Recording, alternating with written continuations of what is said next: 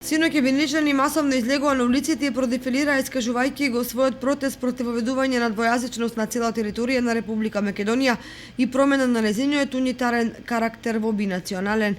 На плоштадот Ангел Винички синоќа пред граѓаните се обрати професорот по македонски јазик и литература Тодор Саветник. Предавниците го продадува името и не убија еднаш. Го продадува знамето и не убија втор пат. Не така одамна, ние распарчија Македонија и со само ним допадлива територијална поделба не убија, туку не убедуваа дека некои прашања не заслужуваат одговор. Денес удираат со своите канџи по светото, по нашиот јазик, а со тоа и по самото наше битие и идентитет.